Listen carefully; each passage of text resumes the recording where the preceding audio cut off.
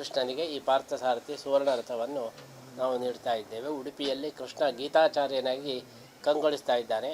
ಆ ಗೀತಾಚಾರ್ಯನಿಗೆ ಒಂದು ಪಾರ್ಥಸಾರಥಿ ಸುವರ್ಣ ರಥ ಇದ್ದರೆ ಆವಾಗ ಕೃಷ್ಣನಿಗೆ ಅತ್ಯಂತ ಸಂತೋಷವಾಗ್ತದೆ ಅಂತ ಹೇಳಿ ಈ ಒಂದು ಸುವರ್ಣ ರಥವನ್ನು ಸಮರ್ಪಣೆ ಮಾಡ್ತಾ ಇದ್ದೇವೆ. ಸುವರ್ಣ ಅಂದರೆ ಬಂಗಾರ ಅಂತ ಒಂದು ಅರ್ಥ, ಇನ್ನೊಂದು ಅರ್ಥ ಸುವರ್ಣ ಅಂದರೆ ಒಳ್ಳೆಯ ಪದಗಳು ಅಂತ ಹೇಳಿ ಅರ್ಥ. ಅಂದರೆ ಭಗವದ್ಗೀತೆಯ ರಥ. ಕೃಷ್ಣ ಮಹಾಭಾರತ ಯುದ್ಧದಲ್ಲಿ ಯಾವ ರೀತಿಯ ರಥದಲ್ಲಿ ಕೂತು ಸಾರಥ್ಯವನ್ನು ಮಾಡಿದನೋ ಅದೇ ರೀತಿಯ ಒಂದು ರಥ ಕೊಡಬೇಕು ಅಂತ. ಈಗ ಇಲ್ಲಿ ರಥಗಳಿದೆ, ಅದೆಲ್ಲ ಪತಾಕೆ ಮತ್ತು ಉಡುಪಿಯ ಸ್ಟೈಲ್ನದ್ದು. ಇದು ಯುದ್ಧ ಮಾಡುವಾಗ ಕೃಷ್ಣ ಯಾವ ರೀತಿಯ ರಥದಲ್ಲಿ ನಿಂತಿದ್ದನೋ ಅದೇ ರೀತಿಯ ರಥದಲ್ಲಿ ಕೂತು ನಿತ್ಯ ಉತ್ಸವ.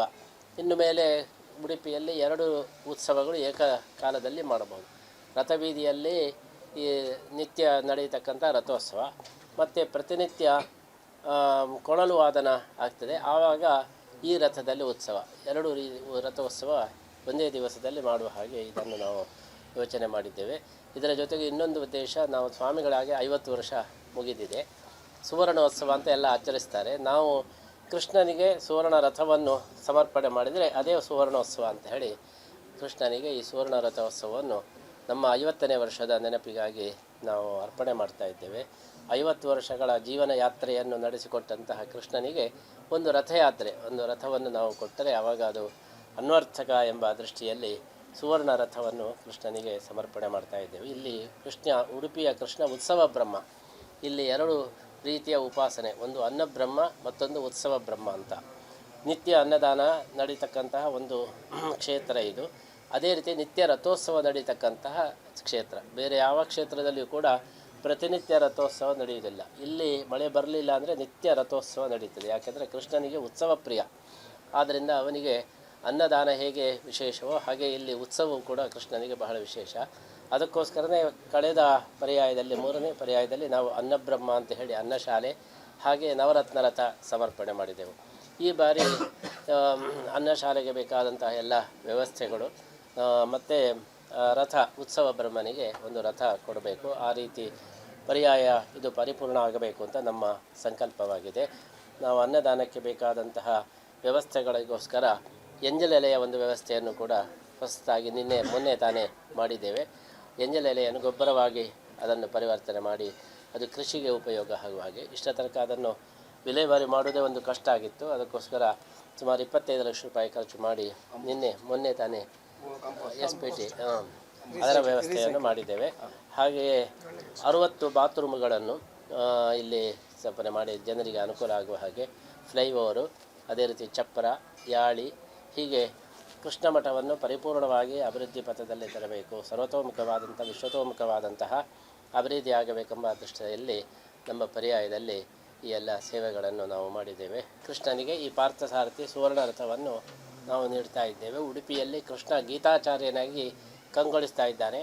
ಆ ಗೀತಾಚಾರ್ಯನಿಗೆ ಒಂದು ಪಾರ್ಥಸಾರಥಿ ಸುವರ್ಣ ರಥ ಇದ್ದರೆ ಆವಾಗ ಕೃಷ್ಣನಿಗೆ ಅತ್ಯಂತ ಸಂತೋಷವಾಗ್ತದೆ ಅಂತ ಹೇಳಿ ಈ ಒಂದು ಸುವರ್ಣ ರಥವನ್ನು ಸಮರ್ಪಣೆ ಮಾಡ್ತಾ ಇದ್ದೇವೆ. ಸುವರ್ಣ ಅಂದರೆ ಬಂಗಾರ ಅಂತ ಒಂದು ಅರ್ಥ, ಇನ್ನೊಂದು ಅರ್ಥ ಸುವರ್ಣ ಅಂದರೆ ಒಳ್ಳೆಯ ಪದಗಳು ಅಂತ ಹೇಳಿ ಅರ್ಥ. ಅಂದರೆ ಭಗವದ್ಗೀತೆಯ ರಥ.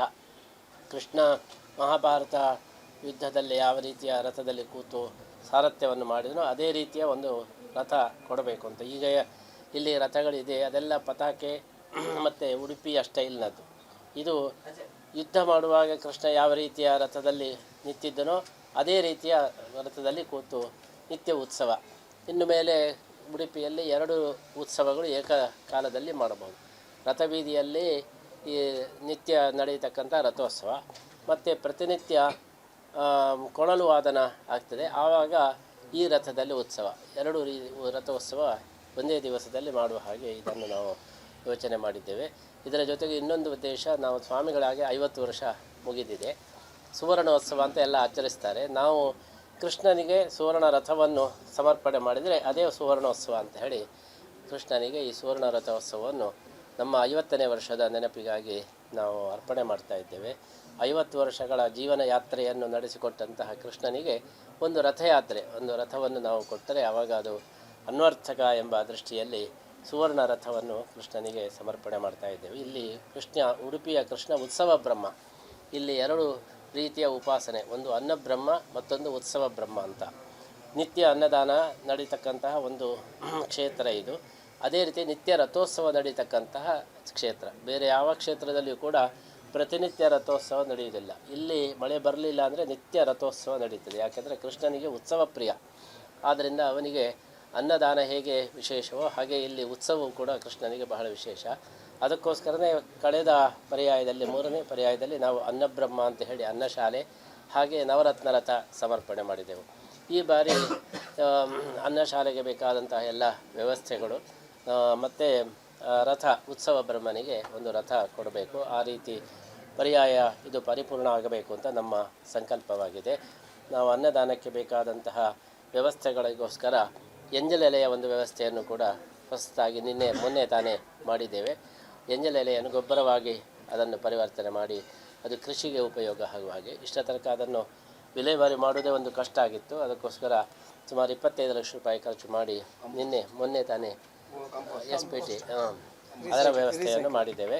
ಹಾಗೆಯೇ 60 ಬಾತ್ರೂಮ್ಗಳನ್ನು ಇಲ್ಲಿ ಸ್ಥಾಪನೆ ಮಾಡಿ ಜನರಿಗೆ ಅನುಕೂಲ ಆಗುವ ಹಾಗೆ ಫ್ಲೈಓವರು, ಅದೇ ರೀತಿ ಚಪ್ಪರ, ಯಾಳಿ, ಹೀಗೆ ಕೃಷ್ಣ ಮಠವನ್ನು ಪರಿಪೂರ್ಣವಾಗಿ ಅಭಿವೃದ್ಧಿ ಪಥದಲ್ಲಿ ತರಬೇಕು. ಸರ್ವತೋಮುಖವಾದಂಥ ವಿಶ್ವತೋಮುಖವಾದಂತಹ ಅಭಿವೃದ್ಧಿ ಆಗಬೇಕೆಂಬ ದೃಷ್ಟಿಯಲ್ಲಿ ನಮ್ಮ ಪರ್ಯಾಯದಲ್ಲಿ ಈ ಎಲ್ಲ ಸೇವೆಗಳನ್ನು ನಾವು ಮಾಡಿದ್ದೇವೆ. ಕೃಷ್ಣನಿಗೆ ಈ ಪಾರ್ಥಸಾರಥಿ ಸುವರ್ಣ ರಥವನ್ನು ನಾವು ನೀಡ್ತಾ ಇದ್ದೇವೆ. ಉಡುಪಿಯಲ್ಲಿ ಕೃಷ್ಣ ಗೀತಾಚಾರ್ಯನಾಗಿ ಕಂಗೊಳಿಸ್ತಾ ಇದ್ದಾನೆ.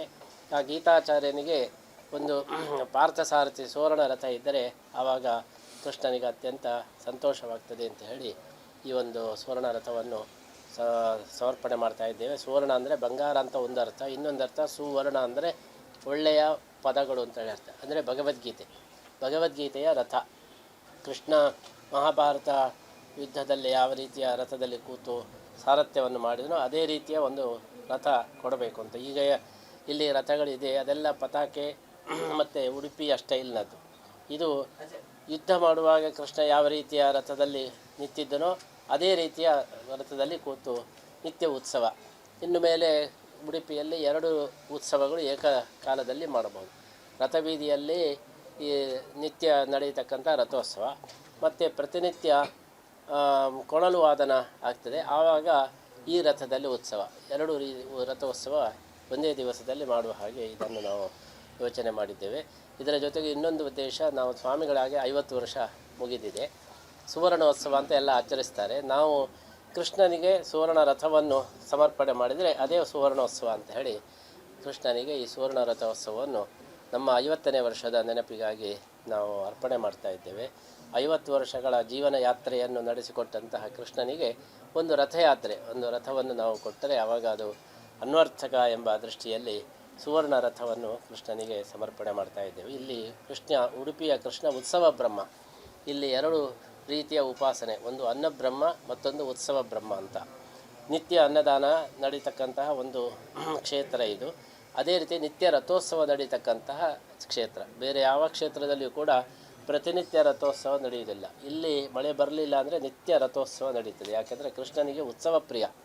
ಆದ್ದರಿಂದ ಅವನಿಗೆ ಅನ್ನದಾನ ಹೇಗೆ ವಿಶೇಷವೋ ಹಾಗೆ ಇಲ್ಲಿ ಉತ್ಸವವು ಕೂಡ ಕೃಷ್ಣನಿಗೆ ಬಹಳ ವಿಶೇಷ. ಅದಕ್ಕೋಸ್ಕರನೇ ಕಳೆದ ಪರ್ಯಾಯದಲ್ಲಿ, 3ನೇ ಪರ್ಯಾಯದಲ್ಲಿ ನಾವು ಅನ್ನಬ್ರಹ್ಮ ಅಂತ ಹೇಳಿ ಅನ್ನಶಾಲೆ ಹಾಗೆ ನವರತ್ನ ರಥ ಸಮರ್ಪಣೆ ಮಾಡಿದೆವು. ಈ ಬಾರಿ ಅನ್ನಶಾಲೆಗೆ ಬೇಕಾದಂತಹ ಎಲ್ಲ ವ್ಯವಸ್ಥೆಗಳು ಮತ್ತು ರಥ ಉತ್ಸವ ಬ್ರಹ್ಮನಿಗೆ ಒಂದು ರಥ ಕೊಡಬೇಕು. ಆ ರೀತಿ ಪರ್ಯಾಯ ಇದು ಪರಿಪೂರ್ಣ ಆಗಬೇಕು ಅಂತ ನಮ್ಮ ಸಂಕಲ್ಪವಾಗಿದೆ. ನಾವು ಅನ್ನದಾನಕ್ಕೆ ಬೇಕಾದಂತಹ ವ್ಯವಸ್ಥೆಗಳಿಗೋಸ್ಕರ ಎಂಜಲೆಲೆಯ ಒಂದು ವ್ಯವಸ್ಥೆಯನ್ನು ಕೂಡ ಹೊಸದಾಗಿ ಮೊನ್ನೆ ತಾನೇ ಮಾಡಿದ್ದೇವೆ. ಎಂಜಲೆಲೆಯನ್ನು ಗೊಬ್ಬರವಾಗಿ ಅದನ್ನು ಪರಿವರ್ತನೆ ಮಾಡಿ ಅದು ಕೃಷಿಗೆ ಉಪಯೋಗ ಆಗುವ ಹಾಗೆ. ಇಷ್ಟ ತನಕ ಅದನ್ನು ವಿಲೇವಾರಿ ಮಾಡೋದೇ ಒಂದು ಕಷ್ಟ ಆಗಿತ್ತು. ಅದಕ್ಕೋಸ್ಕರ ಸುಮಾರು 25 ಲಕ್ಷ ರೂಪಾಯಿ ಖರ್ಚು ಮಾಡಿ ಮೊನ್ನೆ ತಾನೇ SPT ಅದರ ವ್ಯವಸ್ಥೆಯನ್ನು ಮಾಡಿದ್ದೇವೆ. ಹಾಗೆಯೇ 60 ಬಾತ್ರೂಮ್ಗಳನ್ನು ಇಲ್ಲಿ ಸ್ಥಾಪನೆ ಮಾಡಿ ಜನರಿಗೆ ಅನುಕೂಲ ಆಗುವ ಹಾಗೆ ಫ್ಲೈಓವರು, ಅದೇ ರೀತಿ ಚಪ್ಪರ, ಯಾಳಿ, ಹೀಗೆ ಕೃಷ್ಣ ಮಠವನ್ನು ಪರಿಪೂರ್ಣವಾಗಿ ಅಭಿವೃದ್ಧಿ ಪಥದಲ್ಲಿ ತರಬೇಕು. ಸರ್ವತೋಮುಖವಾದಂಥ ವಿಶ್ವತೋಮುಖವಾದಂತಹ ಅಭಿವೃದ್ಧಿ ಆಗಬೇಕೆಂಬ ದೃಷ್ಟಿಯಲ್ಲಿ ನಮ್ಮ ಪರ್ಯಾಯದಲ್ಲಿ ಈ ಎಲ್ಲ ಸೇವೆಗಳನ್ನು ನಾವು ಮಾಡಿದ್ದೇವೆ.